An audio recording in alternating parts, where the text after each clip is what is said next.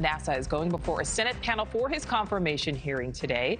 Billionaire entrepreneur Jared Isaacman is answering questions from the Senate Commerce Committee, Science and Transportation Committee about his plans for the space agency, plans that include prioritizing a manned mission to Mars. Correspondent Joe Khalil is live on Capitol Hill. So, Joe, what is Isaacman saying so far today?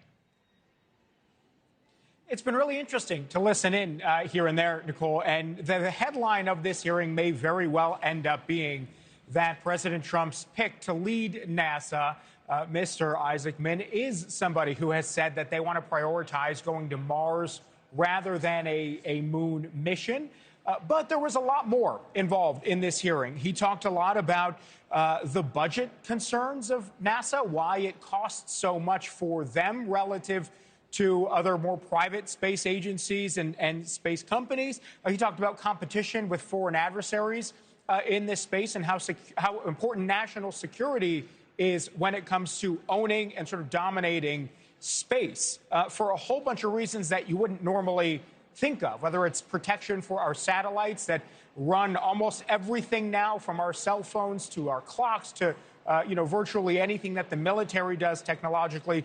So all of that is on the table and is at stake. Now, Jared Isaacman has raised concerns about NASA budgeting on mission costs, and that has led to some concern that in this government, with DOGE being such a major factor, that there could be serious cuts coming to NASA's budget. He pushed back on that quite a bit. He also got questions from Senators Ted Cruz and Maria Cantwell, Republican and Democrat leading the committee, about the importance of not giving up on the moon mission and how our competitors geopolitically are emphasizing traveling on the moon. He even talked about how, in some cases, China is working to establish a literal base on the moon. And he said that is very important.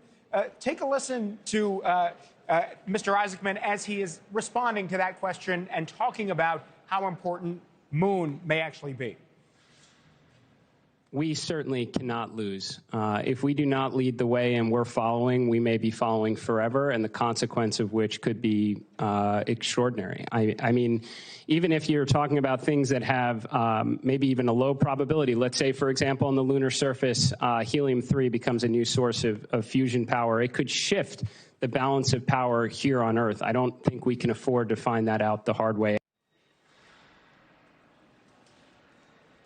So interesting when he talks about the prospects there. Now, Jared Isaacman is somebody who does not have the traditional resume of somebody who is going to be on their way potentially to leading NASA. He has never worked for NASA. He didn't have the military background. He has, however, flown military jets, and he's got an incredible backstory. He dropped out of high school as a teenager and created his own software company that ultimately made him a billionaire. He's a big entrepreneur and a philanthropist as well, but he has led missions into space. The first actual civilian mission that was led into space, actually by SpaceX, he was on it and an instrumental part in it. So he does have experience, just not the typical experience of a NASA leader. Nonetheless, it appears that based on the questions from Senators, Republican and Democrat he's getting, he may very well be on his way to that position soon. All right, so any questions, Joe, about his relationship with Elon Musk, who, in addition to running SpaceX, has talked about canceling missions to the moon? Yeah, and he was getting, again, a lot of questions about, whether he was sort of abandoning the moon mission for focusing on Mars. He pushed back on that. There were questions raised about his relationship with Elon Musk, and obviously he, again, on that SpaceX mission. Elon Musk has been one that's actually advocated for getting rid of the International Space Station altogether, because he says it's not only costly, he doesn't believe that its mission is worthwhile and even pursuing anymore. We did not hear that from Isaacman. He's on a different page when it comes to that from Elon Musk. But like nearly every hearing that is even slightly controversial over the last couple of weeks, Elon Musk in some way or another related. And in this case, you do have that tie here between him and Jared Isaacman. All right, Joe Khalil live there on Capitol Hill. Thank you.